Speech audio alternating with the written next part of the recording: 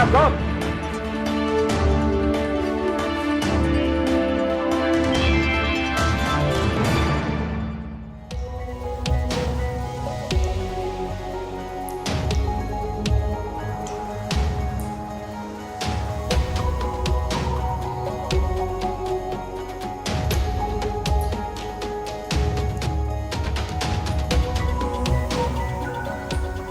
Hello to our viewers, and welcome to another edition of IISS video series. I'm especially pleased today to welcome to our studio Major General Gershon HaCohen. General HaCohen served for over 40 years in the IDF, retiring in 2015. Since then, he's been active in the public sphere, promoting Israel's strategic and security interests. And within this framework, I'm happy to say that he's also a research associate with IISS, the Israel Institute for Strategic Studies. General HaCohen, welcome. Thank you. I would like to touch on two issues in this short video. One is the significance of territory, the military and security significance of territory in the modern era.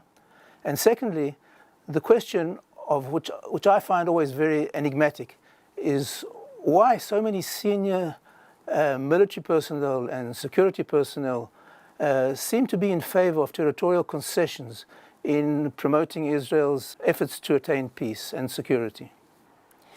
These two questions are really combined, and we'll just relate to each one differently, but we must remember that they are, to begin with, combined, but we will begin with the question regarding the territory. The very idea that territory is irrelevant in the new modern warfare is a kind of manipulation, not really studying the new changes of a postmodern warfare. Speaking about modern warfare and postmodern warfare is very, very important. The main example of modern warfare is Second World War. 67 war of Israel and all Arab states was a kind of side effect of Second World War, with the same weapons, the same doctrine, and a lot of essential changes occurred since that time. One of the main differences from the era of the 20th century to the 21st century is the fact that today small groups that are even not state military institutions, Not state actors, could really create a strategic threat, because everyone can buy or produce rockets, mortars, bombs on the sides of the roads. IEDs. Yes, by that to create a strategic problem. Just take, for example, 9/11. It was made and fulfilled by several actors, not at all belonging to a state, and of course the impact was strategic. And then we can ask about the necessity of territory. The idea that we need territory is very well analyzed regarding the maneuvering offensive potential of the last century, with armored divisions and artillery, aircrafts. This threat is still existing. The Syrian army that collapsed in the last 8 years of civil warfare really trying to resurrect itself. Yeah. And they are entering to reconstruction with conventional weapons. The warfare in Donetsk, for example, is a combined effort with weapons from 1950s on the ground and support of the Russians by cyber and other means of in the new warfare of 21st century, and they are combined.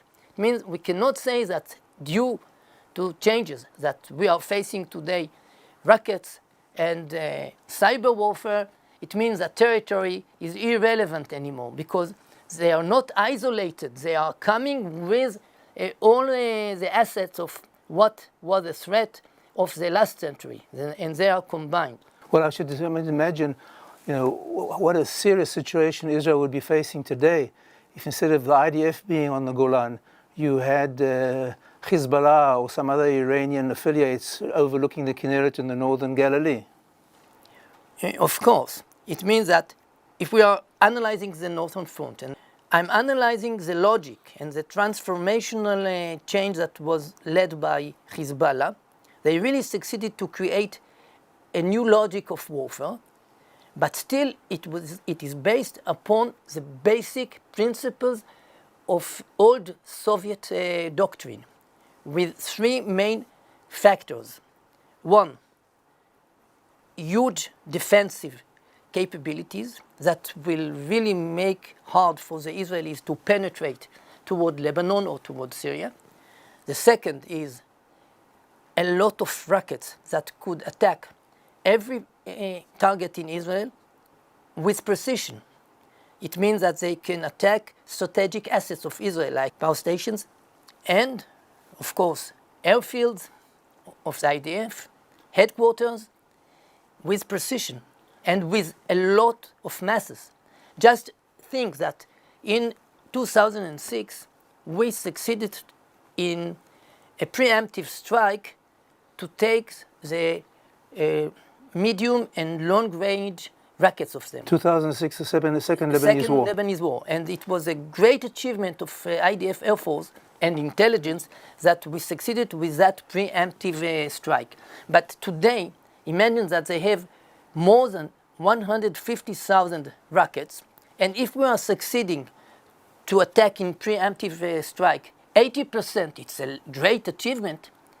Yet what remains, the 20% is very dangerous. It is great strategic danger to Israel that could destroy civilian centers, could destroy headquarters. But how does this relate to the significance of territory? No, the territory is so important because, first of all, speaking about the enemy, the territory defending the assets of the enemy. How? Because the missiles and rockets are spread in all Lebanon and in the depths of Syrian territory. It means that we can penetrate to Lebanon, coming to Beirut, and still, if they are launching rockets from the North Pka or from Syria to Tel Aviv, they are still creating a great disaster to the daily life in Tel Aviv, that the negotiation about a ceasefire agreement will begin from inferiority of Israel. And this is due to the territory. As long as they are just exploiting the depth of their territory, it is a kind of prevention, what is called anti-access, that making the Israeli classical capabilities, classical conventional warfare capabilities, to found themselves irrelevant, because this is exactly what they are trying to do. They are not trying to conquest Tel Aviv. What they are trying is to take the enormous capabilities of IDF and to exemplify them as irrelevant to give security to the people of Israel. How does this relate to the significance of territory for Israel, and perhaps with specific reference to Judea and Samaria? Very, very important, because I emphasize, first of all, the importance of territory for the protection of the enemy potential. Now, regarding our own point of view. First of all, very simple from our own experience. It is great difference to find yourself living in Sderot in 5 kilometers from Gaza, getting less than 15 seconds. If a rocket is launched upon you, what you can do in 15 seconds. If it is launched to Tel Aviv, it is almost a minute. In a minute, delivering time to take a shelter, to do something. And of course, it is time for all the Israeli protection devices like Iron Dome. So the territory is a great functional factor in just being related to the distance. As long as the distance is greater, the alarm is giving more time, the preparation to prevent it is better, etc. You know, when people always say, well, you know, territory is not important because we're exposed to attack by long-range missiles, my answer is that because we're exposed to long-range missiles, we should expose ourselves to short-range missiles as well. Of course. No, it is combined, especially what they are asking. Okay, they are making a kind of a logical argument by bringing the argument to absurdum. Yeah. What it means, to ask us, okay, if what is necessary to protect yourself is to come to attack the places from which the rockets are launched, if they are launched from North Iraq, if they are launched from Iran, will you come to take, with boots on the ground, this position? If not, it means it is irrelevant. Absolutely, it is, again, a kind of demagogical argument. Why? Because long-range missiles are combined with short-range missiles. And if we are looking upon the narrow seashore of Israel, 60% of the Jewish people living between Netanya and Rishon LeZion, and if we will withdraw from Judea and Samaria, they are not only under direct threat of short-range missiles, they are under direct threat of mortars and under direct threat of anti-tank missiles, as happened last engagement in the main road from Yad Mordechai to Sderot to Be'er Sheva. Can we use a main road 6 that will be just located in the border? Who can give protection to that? Nobody. And again, by just taking the example of Lebanon, the fact that the depth of the territory can create protection to the assets of missiles of the enemy, it means that as long we will try to penetrate to Judea and Samaria, that will be well protected in the same system as the protection that they created to Lebanon, we will have to direct our troops to offensive operation through the huge cities, along the roads in the mountainary topographical features, and it will be a very not easy battlefield. What else is very, very important to emphasize? I didn't mention the 3 factor, and they are using it in Lebanon by Hezbollah and in Hamas. The 3rd factor is a strike by commando troops, and not one terroristic attack. It is a mass of battalions trained as commando that in the first step, simultaneously with the rockets, are just planned to penetrate the settlements along the border. Now, just imagine what could be the scenario.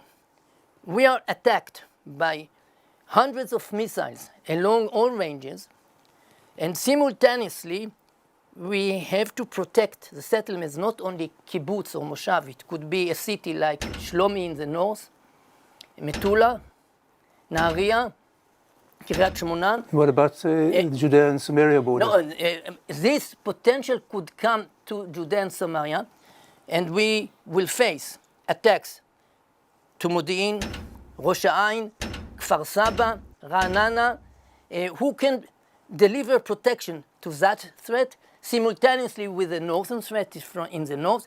IDF is not really so big to supply the protection to all these fronts together. One of the emerging threats also seems to be the development of drones. Of course. And this is also another impact of the postmodern warfare, because drones, you can buy them in eBay. Therefore, it makes the whole idea of demilitarized zone just an empty concept, because you can, in a way, inspect a movement of armored division with radars, with other sensors.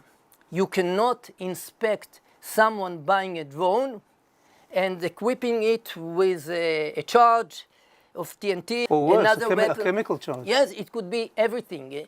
The variation is going with the imagination.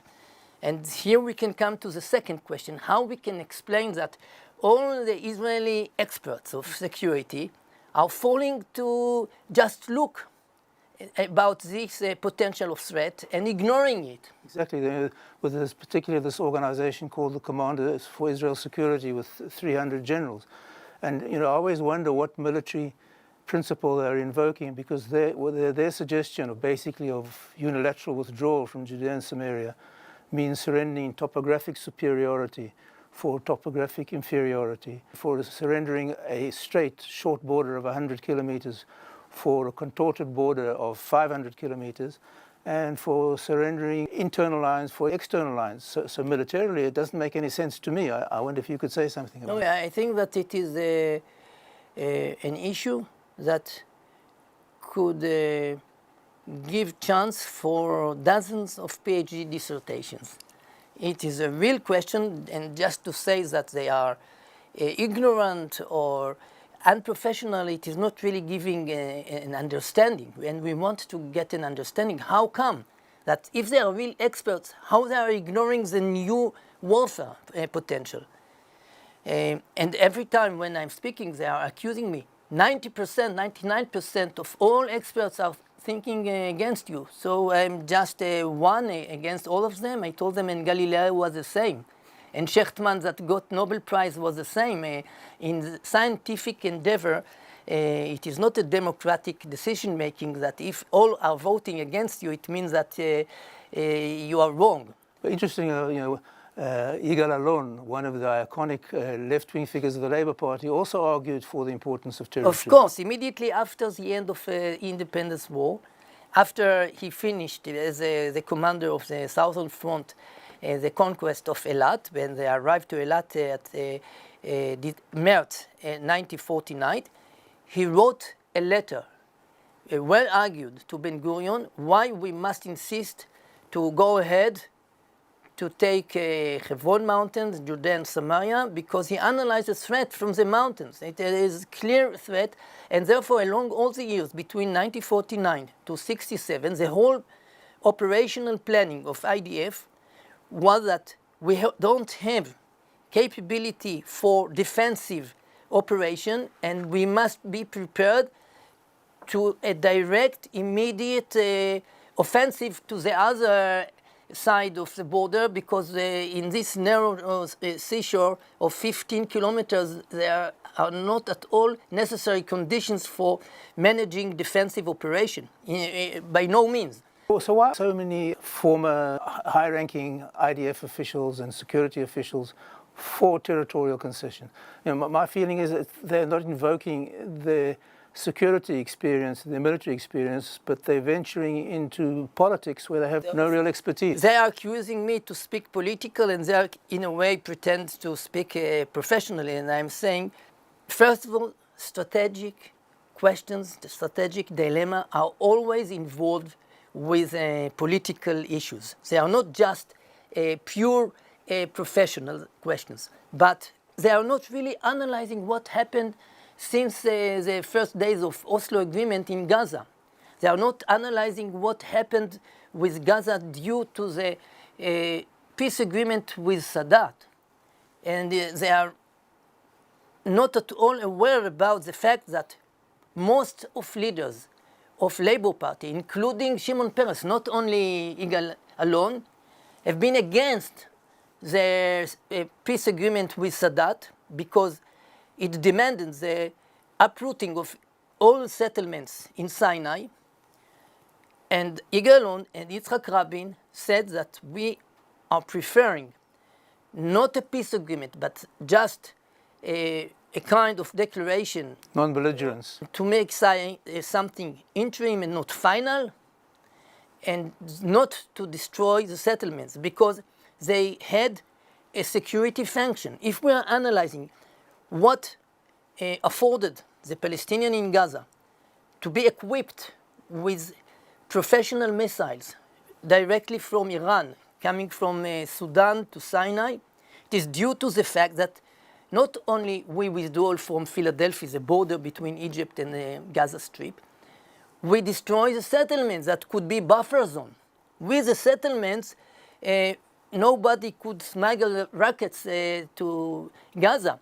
And in time of Mubarak, And the tunnels as well, I suppose. yes, but of course, the tunnels they cannot be tunnels of 20 kilometers. In time of Mubarak's president, the Israeli Shabak gave all information about the smugglers to the generals, to the intelligence of the Egyptians, and they did nothing. And of course, the international force, the American force in Sinai, was not in charge to protect that threat. They are just in order to inspect that the Egyptians are not making violation of the agreement, but it was a violation from a new kind of a new logic, and they did nothing about that. But it means that if we would have the settlements there, the situation was different, because we must keep a zone for isolation. And this is what's so necessary in the Jordan River. And I really wondering how a general like Gadi Shamni, that was a former central commander, together with American General John Allen, prepared a plan that we will withdraw from Jordan Valley as well, and 380 Americans will deliver isolation and inspection that no smuggling of weapons will enter to Judea and Samaria. Beyond that, they are speaking about demilitarization regarding the concept and potential of threat of the last century. It means armored division beginning to move. If it is crossing the Jordan, of course, it is easy to get an alarm about that. Indications that they are doing that, you can get it by sensor, by radar, by air observation. But what about a Grad missile smuggled in a truck of potatoes through the bridges of the Jordan? Who can inspect that? Even beyond that, today everything could be produced by themselves in the cities, in the same way that today with Iranian instructions, with civilian materials, with new systems of production, everyone can produce excellent missiles at home. Why do these generals support this? What's the motivation? I analyze them by making a construction of 4 premises that they are taking in the foundations of justifying their attitude. I just analyzed 4 of these premises, and I found all of them irrelevant and disconfirmed by reality. And I'll just begin to describe these 4 principles. The first premise of them is the idea, it is of course a wrong idea, that was again and again repeated by American ambassadors and others, like Martin Indyk, for example, good fences making good neighbors. It is true about John and Smith in Texas going on Sunday to the same church that they need good fence between them. We see how that worked with the Hezbollah. It is absolutely not true between enemies like Israel and Hezbollah, Israel and Hamas, and we have a concrete example what happened since the withdrawal of the disengagement in 2005. I was a general commanded the troops to uproot the Jews from Gush Katif. I know exactly, and I told them what will happen. I told the staff what will happen later, after our withdrawal. And we build excellent fence, and is it really making good neighborhood? Yeah. So this premise is just disconfirmed. The idea that we will make disengagement, they will be there and we are here, is wrong, because the fence doing exactly the opposite. The fence delivering Hamas, for example, protection to build absolutely well-formed military organizations. They are not anymore just a group of terrorists. Basically, we've given them the freedom to operate unhindered. Of course, they have an institution of headquarters well-formed, command and control coming from that, battalions, brigades, weapon systems building, and beyond that, the fence creating a definition of casus belli. It means we lost the freedom of action. In Judea and Samaria, if we are entering night after night to Nablus due to information that we are getting that something is prepared, it is not a casus belli, because there are not clear definitions of fence here and there that we are crossing a fence.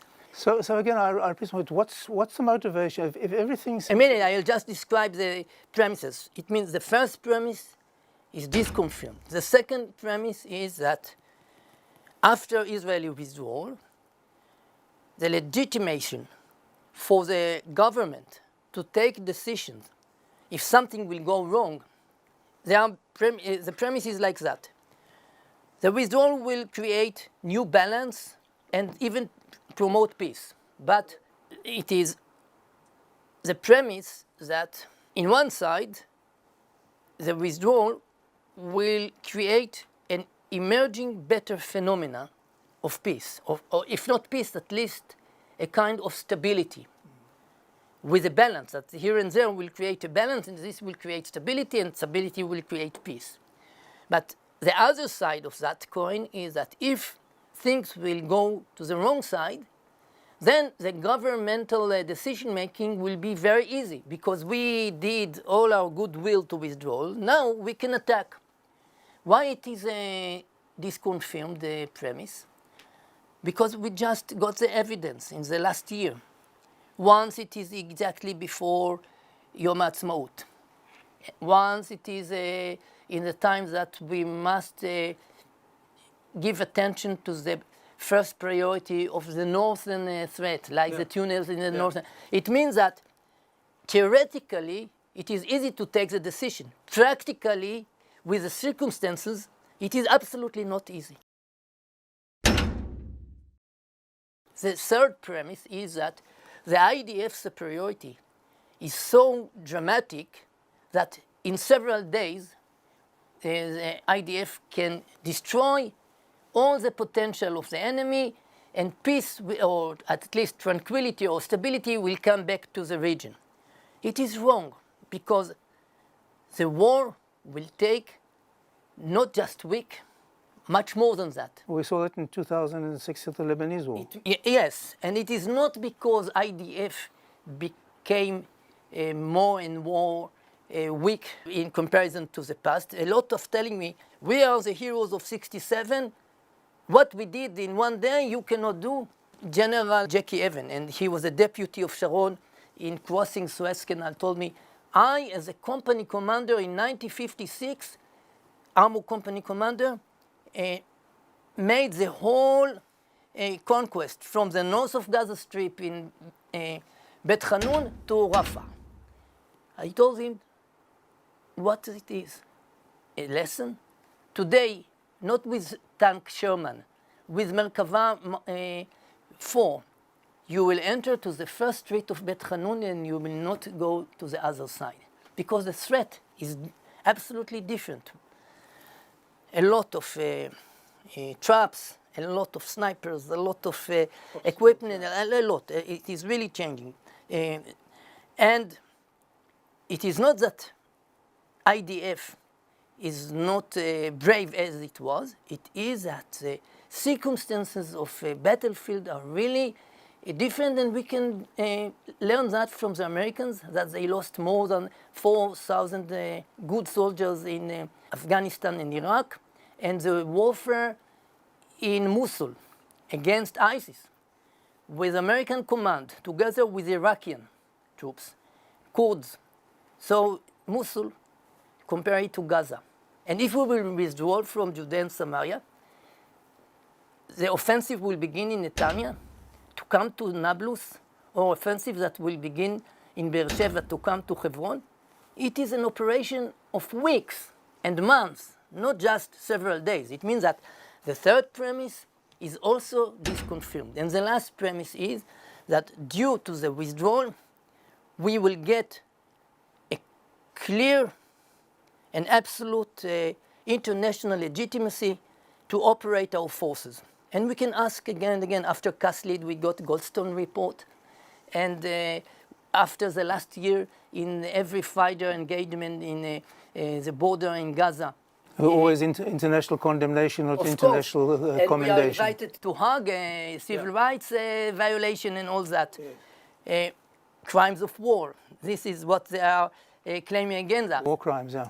So all these four premises are wrong. So how they are ignoring that they are reading the wrong decision? Beyond that, they are telling me, you are frightening the people. You are Scaring the people. You are telling them that they will be threatened by mortars from Kalkilia, they will be attacked by anti-tank missiles. I told them, you are also scaring the people by telling that we will suffer from demographic threat, we will lose a Jewish state. And my answer is that I'm analyzing that through the method of risk management. For me, the risk of staying in Judea and Samaria, even without the autonomy that they have in Zone A and B. Today they have absolute autonomy. It means that 90% of Palestinians are controlled directly by a Palestinian Authority, not by Israel. There is not occupation in Judea and Samaria since January 1996, and non-occupation in Gaza since May, June 1994. So even though they can threaten us by telling that they are giving back the keys and the Palestinian Authority will collapse and vanish, okay, I prefer this threat upon the threat to begin a warfare from the narrow seashore in a situation that the main front in Judea and Samaria will be so close to the main strategic centers of Israel. Okay, so I'm still wondering, why do these generals hold these positions? And why do they hold the four premises that you talked about? Could be that they really lack imagination. One of my duties as reservist today is to manage the strategic exercises for the General Staff and to Territorial Command. And of course, an exercise at that level requires imagination, because I'm not just training them in what was already known, I'm trying to train them in what could happen. And also could be that they are not really learning the whole lessons of the last experience of war in Donetsk, in Ukraine, in China, the Chinese, how they are penetrating in the islands in the Chinese Sea with civilians fisher vessels, not just with a navy. It means everything is hybrid today. They are not learning what made so many troubles to the Americans, that they are the best army in the world. Why they are not learning the last 8 years of civil warfare in Syria?